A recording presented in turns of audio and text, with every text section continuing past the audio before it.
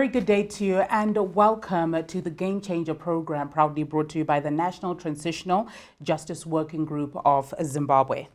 The 1st of August marks the fifth year since 6 people tragically lost their lives, while 35 others were injured in the wake of the 2018 post-election violence.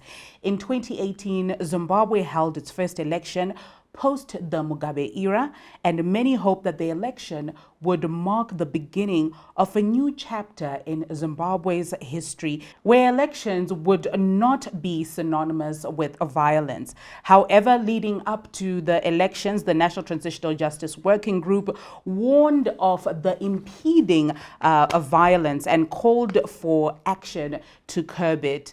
And regrettably, these calls were obviously ignored. And on the 1st of August, violent protests erupted in Harare following delays in the release of the results of the presidential election. The police, assisted by the army, were deployed to stop the violence, and they proceeded to use live ammunition on protesters as well as unarmed bystanders, resulting in deaths, injuries and property damage. Today on the Game Changer program, we're going to be hearing voices of victims who either a victim who has a relative who lost their life during August the 1st events, and we're also going to be hearing a victim who actually got shot on August the 1st, 2018. And of course, we're then going to have an expert who is a legal practitioner who's actually working on some of these court cases to speak to us a little bit about how far they've come. Have these people been compensated? Some of their stories are really painful because no one has heard their cry, and it's been it's actually been 5 years. Can you explain to us the events of August the 1st, 2018? I was okay. I was busy on my phone. I had actually prepared everything to do my business. I sell different things, sweet, and people were coming to buy those things. So then I looked right in front. Then I saw people running and people spreading off. Then I started picking up my things that I was selling. Then I tied them up. Then as I was running, I got shot. And my heart started beating fast. So I went along Leopold Takawira. Then I got into a small car. Then I arrived at Parenyatwa. Then I walked to the hospital. So I had to pay first for them to help me. So I was waiting in the queue. So it was a long queue. I had to wait until I got to the doctor. So they told me to go for a scan. I also paid. And they did an X-ray for me. Then I paid. So when they looked at the X-ray, they were shocked to see that there was actually a bullet inside me. There was a bullet that was inside me. So they took everything that they had found out from the scan. I was hospitalized. So I was actually taken to a private hospital. Oh, it took them a very long time. I had to wait for a long time and were so changed. So I had to wait for a very long time for me to get a service. So I changed. Then I moved to a private hospital. So they operated me and removed the bullets. And I was in pain. I was in so much pain. I stayed in the hospital for about 4 days. I was so afraid. My heart was beating so fast. I was thinking that I am actually going to die. So I went to Kwekwe for about a year. My mother was actually taking care of me for that 1 full year when I was in Kwekwe. So the bullet that came to you, was it a stray bullet or it was meant to come to you? They were just shooting anyhow. So I don't even know how I got the bullet got to me. So I was actually running when I got shot. So, how did the events of August the 1st change your life? I was in a lot of pain. I had problems even with my heart, and I could not get it off my mind. It still lingers in my mind. Sometimes I remember it, but I do not forget. I cannot forget. And I have not gotten any counseling, but it's stressful because I still remember what happened on that day. Or in my chest, yeah, I still feel that something happened inside me. Have you received any form of assistance or compensation since the predicament? Nothing at all. I've waited for a long time. Okay, I have actually done some a few proceedings where they were requesting for compensation. So I wrote so many things. They wrote a lot of papers, and I submitted all those things that they needed, but nothing has come up as yet to date. And how does this make you feel? It really frustrates me. I'm very angry about that. I've got so much stress. I'm just worried that they've just, this happened to me and they've forgotten about me. What do you think can be done to enable you to heal? They've just been quiet. They've not talked to me, or no one has actually communicated with me. There was an organization that was assisting me for the compensation. I've actually given them everything. So maybe if, yes, I need them to at least compensate me. Would that make you feel better? Yes, it would actually make me feel better if I had some form of compensation. Do you think that something like this could happen to you again? And what are your fears? I don't know if that happens, I will run away. I will run away. If the people that caused this bad thing to happen to you were listening, what would you want to say to them? I will just be quiet about this. Can you give us your experience of the 1st of August 2018? So, my name is. My late brother was living with me on that day. This happened.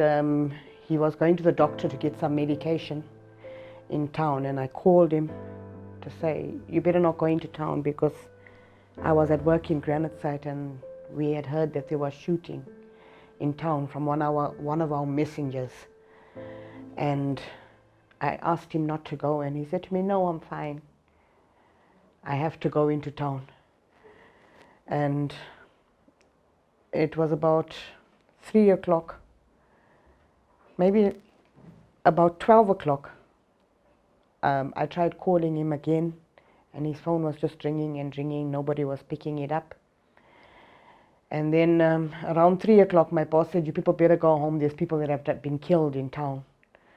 So we were allowed to knock off. And when I got home, my Wi-Fi came on, and all my messages started coming through, and I saw my brother on one of the videos, and he had been shot in 4th Street. I left him at home that morning. We didn't have our tea that morning because he was still sleeping when I left to go to work. So 2018 is a very, the 1st of August is a very painful day for me, because my brother and I were very, very close. And the last time I saw him was on that video that I was sent on WhatsApp. And you could see he was already gone. He had already been shot, and he was dead when they were handling him. So Gavin was a loving person. He loved his music. He played the guitar. He was a father. His daughter was still little. She's now 18 years old. But they took something from us that they can never replace. You know, if somebody does something wrong, they go to jail or they go to court and you can still see them again. But he's just gone, taken away from us. So, yeah, it's a very painful day. I don't even like talking about it. And what happened after? I mean, who was held to account for his death? Nobody. There's nobody that's been arrested. We've not been approached by the government. It was like we shot him down like a dog in the street, and that is it. Nothing's been done to date. I did take the government to court because the president, as chief of the military, should have been the one to have given them orders to shoot and use live ammunition on innocent citizens. But my case was thrown out of court, and to date, nothing. It's affected my health, it's affected my family, my daughter, it's affected all of us, my sisters, my brothers, in a big way. It's changed our lives, it's made us different people.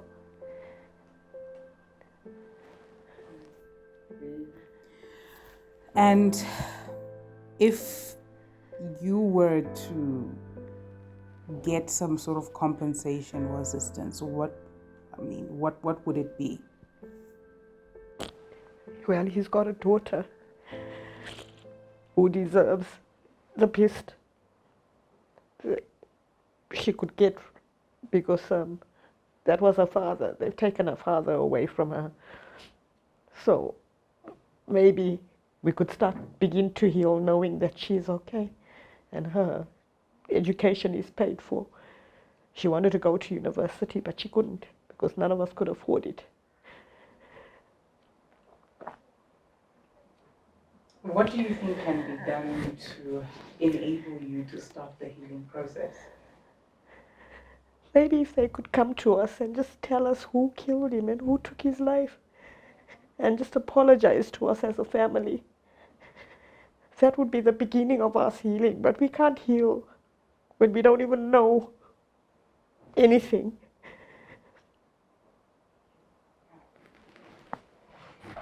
What would be your last words if the perpetrators were watching right now? I would say, I forgive you.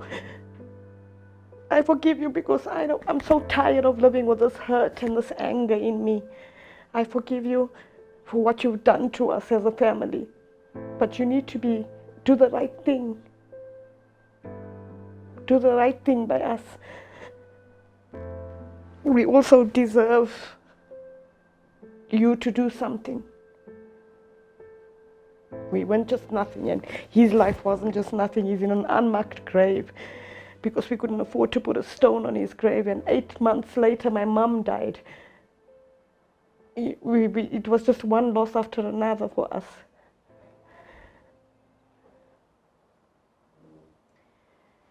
Do you think that anything can be done to change the system?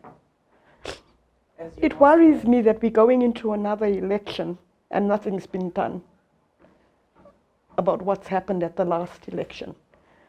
It worries me that the same thing is going to happen again.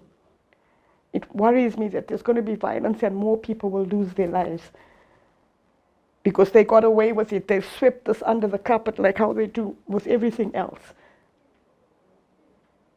So it does worry me that more people, maybe myself, will lose their lives.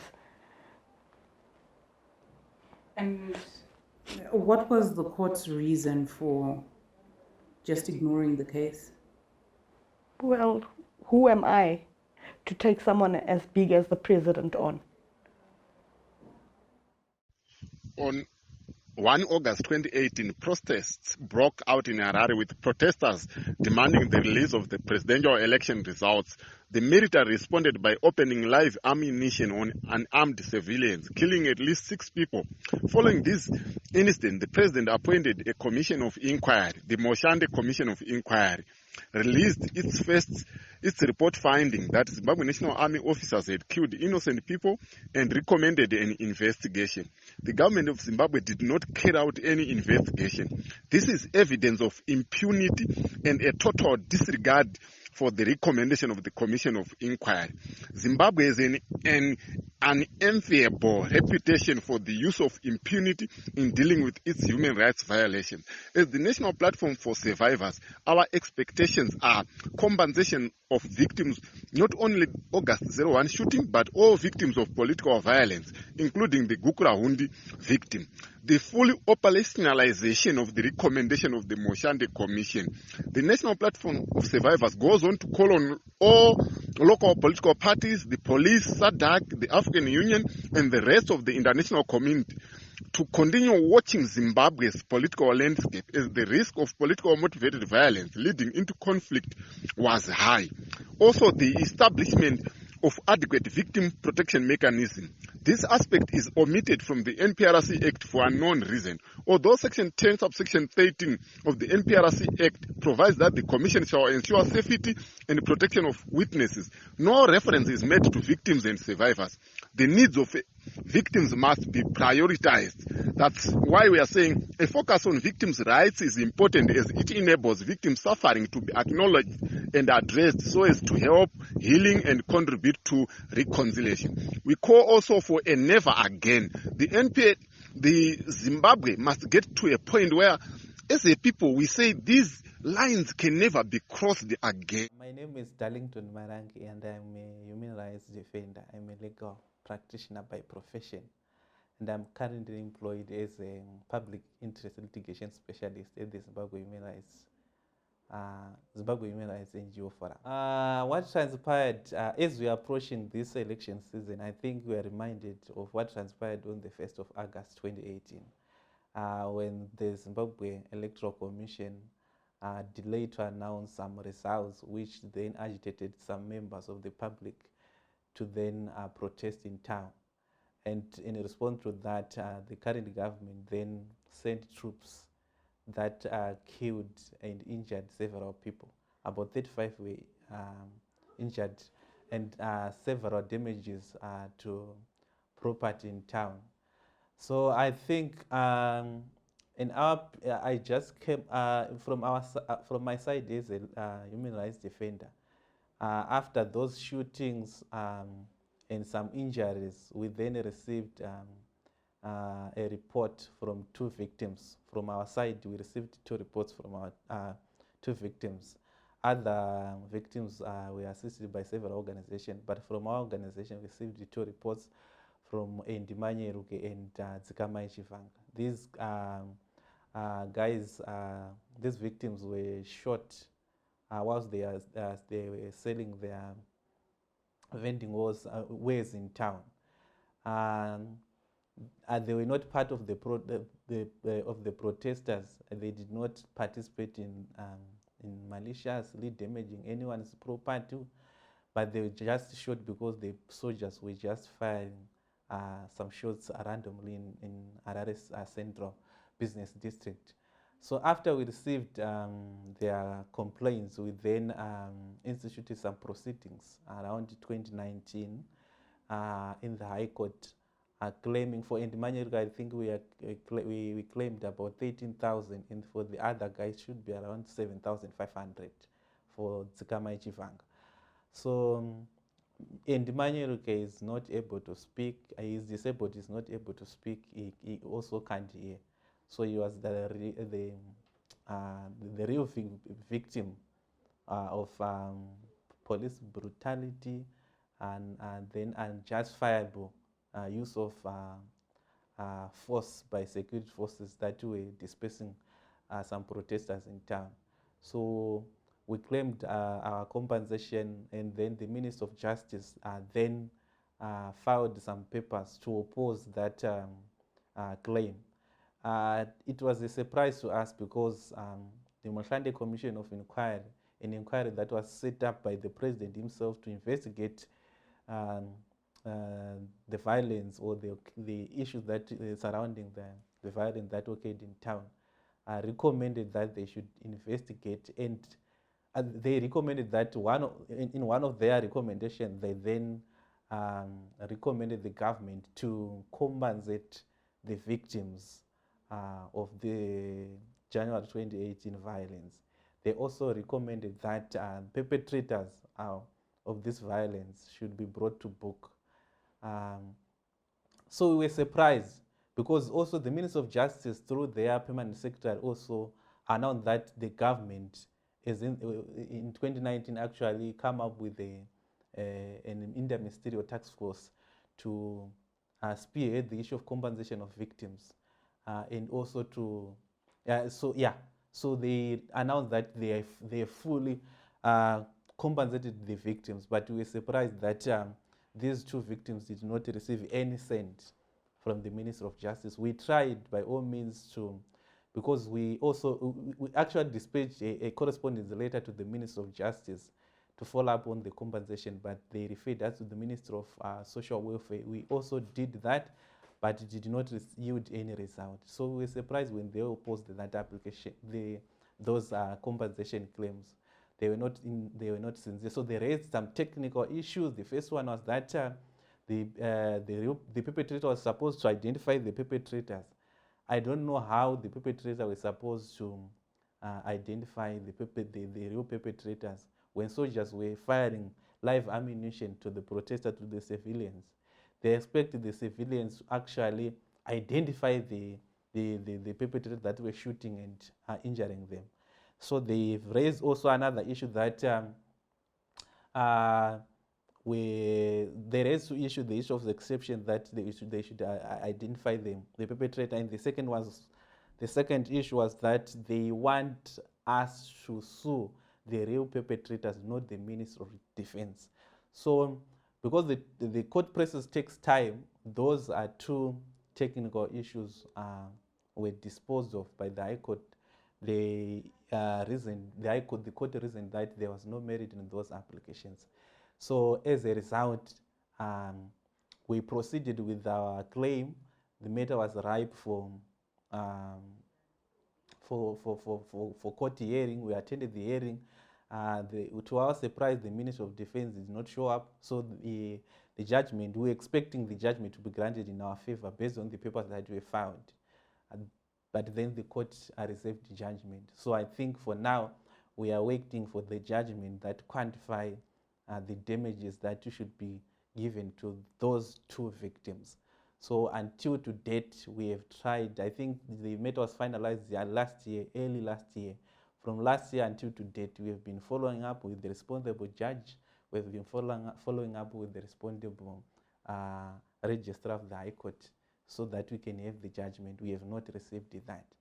So I think the victims themselves actually, I cannot explain how they feel, but I think there is a gross injustice in our systems, because these victims were, they didn't receive anything from the government, despite that they were injured by the inappropriate use of unjustifiable use of force by our security personnel.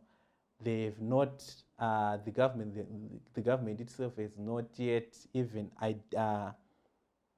arrest or make any of those perpetrators accountable to the actions of victimizing these victims, despite some names that we.